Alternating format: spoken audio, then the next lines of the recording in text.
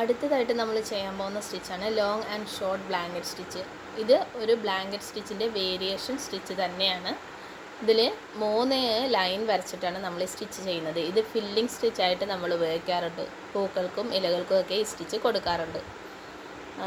അതുപോലെ തന്നെ 3 ഇഴ നൂലാണ് ഈ സ്റ്റിച്ച് ചെയ്യാൻ നമ്മൾ ഉപയോഗിക്കുന്നത്. നമ്മൾ നല്ല ക്ലോത്തിലേക്കൊക്കെ ചെയ്യുമ്പോൾ നമുക്ക് ഈ നൂല് 6 ഇഴ നൂല് എടുക്കാം. അത് നല്ല ആങ്കർ ത്രെഡാണ് എടുക്കേണ്ടത്. ഓക്കെ, ഇതെങ്ങനെയാണ് നമുക്ക് സ്റ്റിച്ച് ചെയ്യുന്നതെന്ന് നോക്കാം. ഫസ്റ്റ് നമ്മൾ ഈ നീഡിൽ ആദ്യത്തെ ലൈനിലേക്കാണ് കുത്തി ഉയർത്തിയെടുക്കുക. ഓക്കെ, എന്നിട്ട് ഫസ്റ്റ് നമ്മൾ കുത്തിയ സ്റ്റിച്ചിൽ നിന്ന് നേരെ താഴത്തെ 3ാമത്തെ ലൈനിലെ സ്റ്റിച്ചിലോട്ട് വന്നിട്ട് അവിടെ നിന്ന് അല്പം സ്പേസ് വിട്ടിട്ടാണ് നെക്സ്റ്റ് സ്റ്റിച്ച് നമ്മൾ കുത്തിയെടുക്കുന്നത്.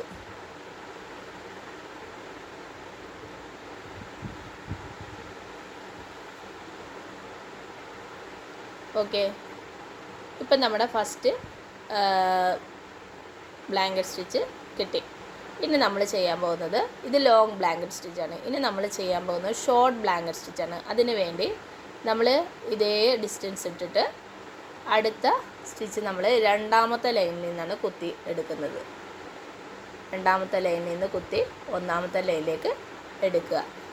ഇപ്പം ത്രെഡ് എപ്പോഴും നീഡിലിൻ്റെ അടിയിൽ കിടക്കണം. ഇതാണ് ഷോർട്ട് ബ്ലാങ്കറ്റ് സ്റ്റിച്ച് നമ്മൾ ഇന്നലെ ചെയ്തത്. അടുത്തത് വീണ്ടും നമ്മൾ ലോങ് ബ്ലാങ്കറ്റ് സ്റ്റിച്ച് ചെയ്യാൻ പോകണം. ഇതേ സ്പേസ് വിട്ടിട്ട് നേരെ 3ാമത്തെ ലൈനിൽ നിന്ന് 1ാമത്തെ ലൈനിലേക്ക് സ്റ്റിച്ച് കുത്തി ഉയർത്തിയെടുക്കുക.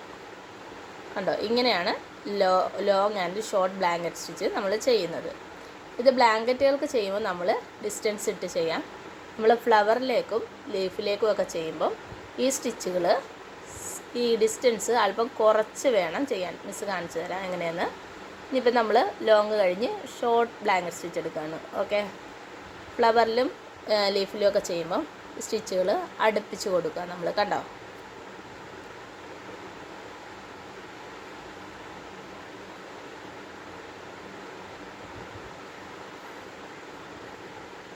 ഈ സ്പേസ് അടുപ്പിച്ചടുപ്പിച്ച് നമ്മൾ കൊണ്ടുവരണം.